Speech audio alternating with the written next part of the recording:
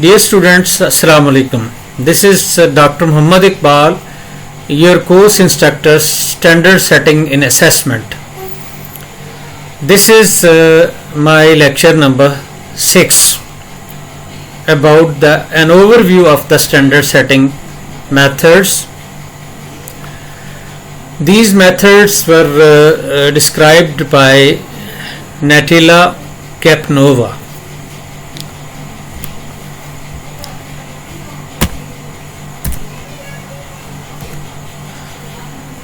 An introduction.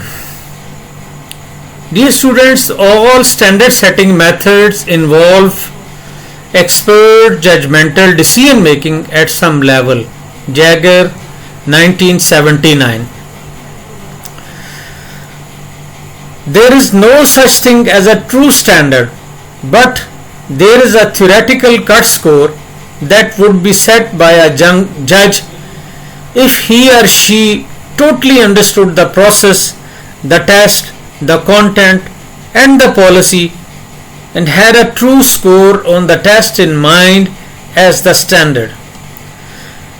The question is whether the standard setting method can recover the theoretical cut score assuming a judge performed every task consistently and without error.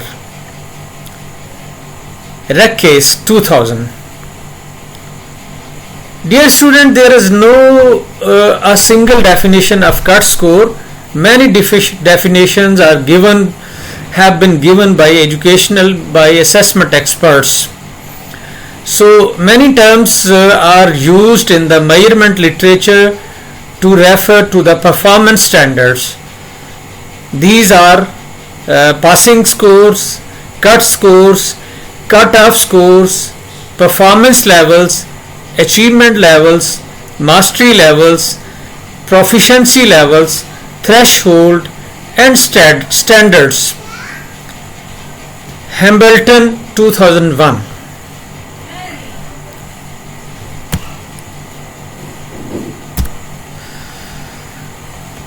Dear students, why we use these standard setting methods and why we use standards?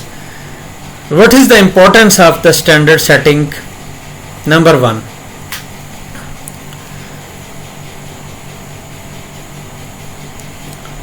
cut score is crucial for all participants of testing. It must be reasoned and fair. It means the standard setting process make the assessment process reasoned and fair. Then necessary to use method that allow with the mathematical precision to make it possible. It means standard setting methods provide mathematical precision to the assessment procedure. Interpretation of the mass testing results. Another benefit and significance is that these methods are used for interpretation of mass testing. It means plenty of testing results. You can say it is a common solution. Setting of cut score and division of examinee into groups in accordance with their ability level.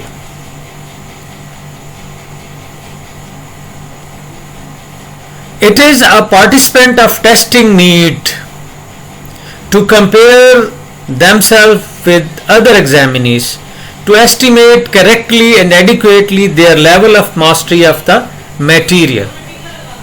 And it is important for policymakers as the policymakers are interested in overall level of educational achievements which could reflect the real situation in schools and classes of a region.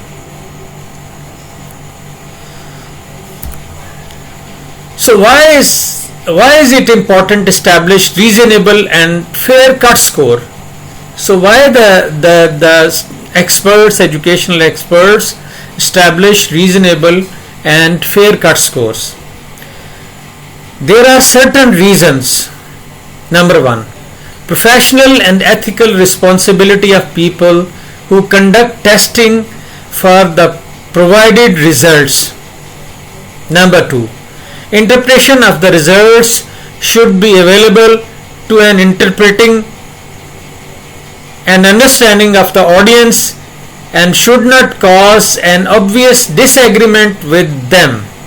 It means they make the interpretation with the an understanding for audience on agreed upon decisions or level of agreements. Number three, the result interpretation should reflect real situation and be informative for policymaker, and this is important also for policymakers. Number four, the results interpretation should not have a dual meaning. The examinees of one group should have real different levels of ability for examinees from another group. So it means the results of interpretations should not have dual meanings. The examinees of one group should have really different level of ability from examinees from other groups. So it means they have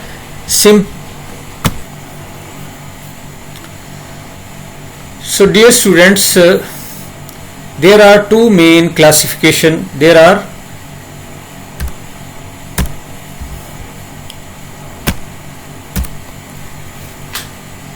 some classifications of the standard setting methods. These are criterion centered, norm reference centered, examinee centered, and test centered. These are main classifications of standard setting methods. The most commonly used classification scheme nowadays is one suggested by Jaeger 1989, who splits the standard setting method into large groups. Number one, test centered. Number two, examinee centered. In test centered methods of standard setting included Enghoff, Abel, Nadelsky, Jaeger, objective standard setting, bookmark, etc. And in examinee centered methods of standard setting included method of contrasting groups. Number two, methods of borderline groups. So this is the main classification of standard setting method. The other methods, criterion centered and norm reference classification, are included in these classifications. Dear students, now I will give you brief overview of Enghoff, Abel, and Nadelsky method. These are test centered methods in this lecture. Number one, test centered method, Enghoff. Enghoff method, one of the most preferred, widely and frequently used method. There are two classifications, more sub-classifications of this method. Number one, traditional. Number two, modified. Procedure of standard setting, traditional method, Enghoff. Experts rate the probability that a barely or minimally satisfactory or qualified person would answer each test item correctly. The average of these probabilities across judges or raters is the cutoff scores.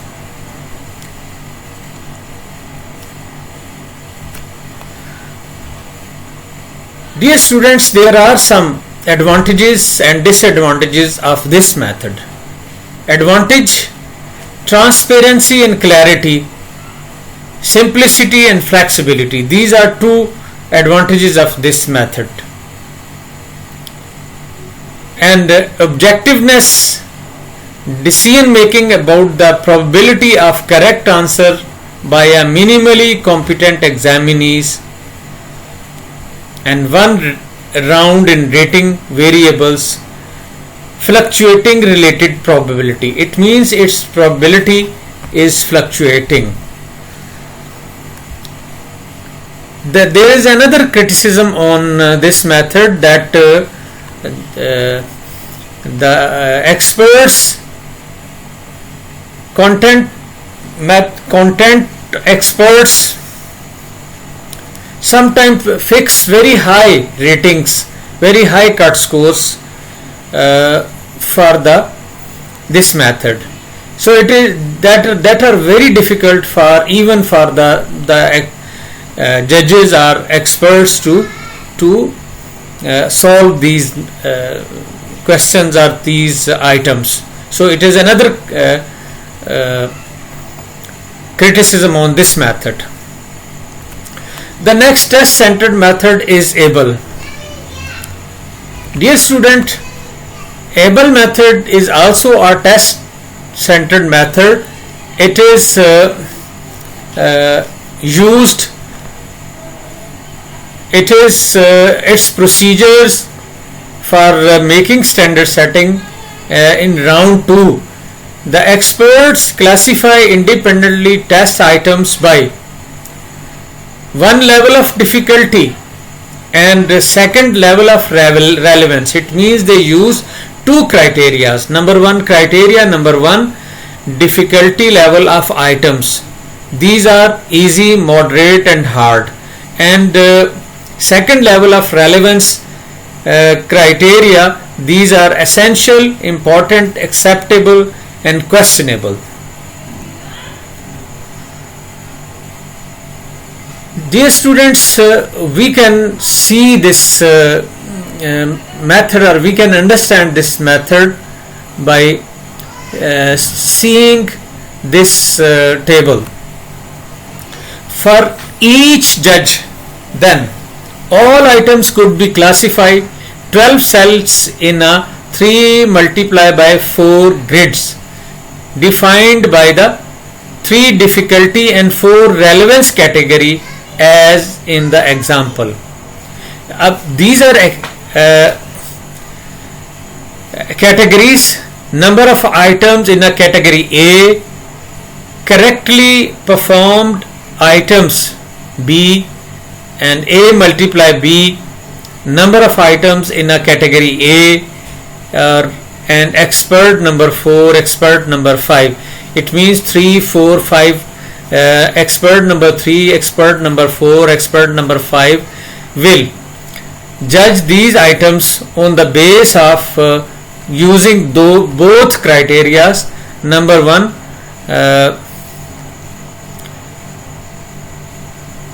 the criteria number 1, in which the items are judged on the basis of easiness, moderateness and hardness, and the other criteria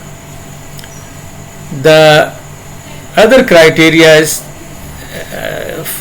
the 4 criteria regarding the relevance. Number 1, items are essential, questionable,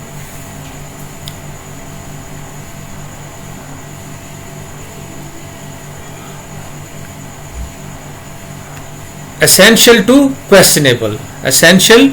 to questionable, and in each criteria each item is judged on the base of easy, medium and hard base.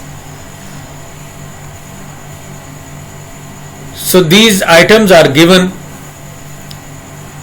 in essential category, easy 11 items in category A, and correctly performed items these are 60, and multiply by 11 multiply by 60 is 660. And expert number 4, number of items in a category A, it means easy. These are in essential criteria. Items 10, and correctly performed items on base of easy are 70. So 10 multiplied by 70 is 700, and so on. The expert number 5, in category A there are 13 items, and correctly performed items, it means they are essential. So 13 multiplied by 75 is equal to 975. So this is the criteria. These are the two criteria, and the items are judged on these criteria. So this is the range of 4 second criteria: essential, acceptable, questionable, and so on. So you can understand these this method by using this criteria or this table.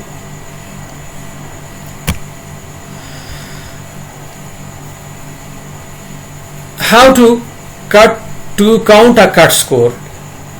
Experts, how count a cut score? Judges indicated the percentages of items within each of the 12 cells that a student should answer correctly in order to be judged minimally competent. So each item assigned to one of the 12 cell based on experts' rating.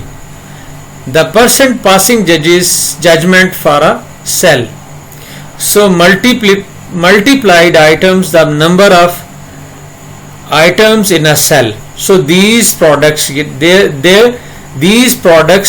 summed all over 12 cells to get an overall passing score for a judge. So these passing scores averaged over judges in order to get the composite passing score. It means the average score of these cells is considered as composite passing score or cut score.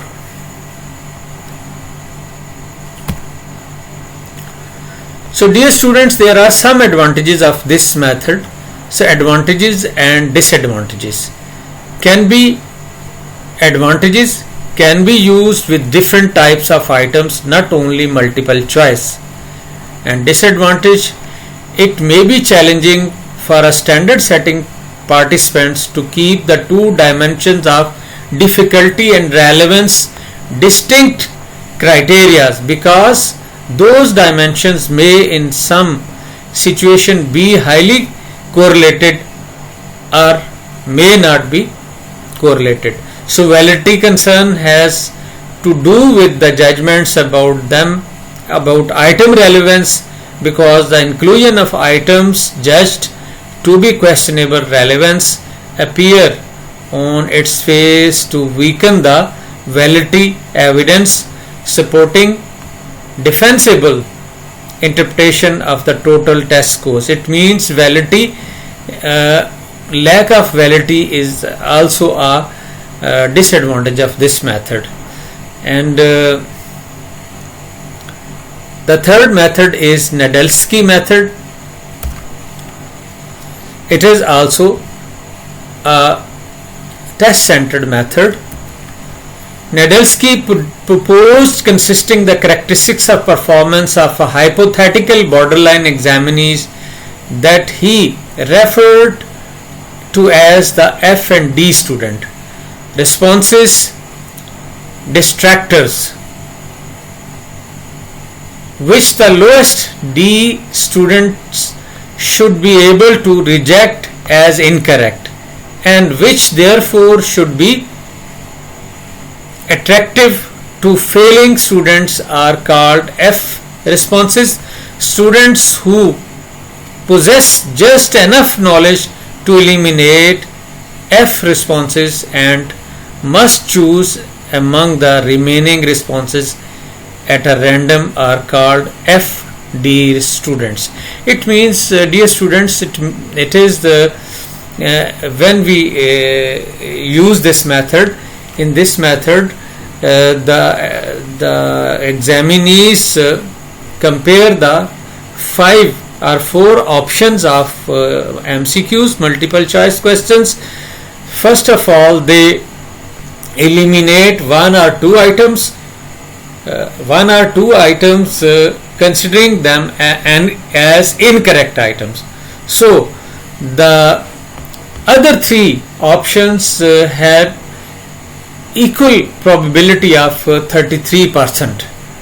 If 3 options are remaining, and if 2 options are considered for then there is a 50% probability for each option, and if only one item is considered correct, that probability may be 100%. So this is the FD response method, in which the judges or the examinees in test, they select the items, analyze the items one by one, and they decide about the probability of options. And dear student, now we will see the general procedure. The expert independently determine F responses which minimally competent examinees would be able to eliminate as incorrect. The number of other options determine the probability with which the candidate will answer correctly. The question, a plausible answer, is equal to 100% for 1, and 2 for 2 options. For 2 options it will be 50%, and for 3 options it will be 33%, and for 4 options it will be 25%, and for 5 options it will be 20% or 0 probability of the correct answer. So dear students, there are certain advantages and disadvantages of this methods also. An example: participant judged that for a certain 5 option item, borderline examinees would be extended to rule out 2 of the options as incorrect, leaving them to choose from the remaining 3 options. The Nadelsky rating for this item would be 1/3. It means 30%. Repeating the judgment process for each item would give a number of Nadelsky value equal to the number of items in the test, and the sum of the n values can be directly used as a raw score, cut score. For example, a 50 item test consisting entirely of items with Nadelsky rating of 0.33 would yield a recommended passing score of 16.5 is equal to 50 items multiplied by 0.33 is equal to 16.5. So dear students, this was the example of this method. Now I will discuss in detail these methods in my next lectures one by one, and thank you for your consideration and for your precious time. Assalamu alaikum.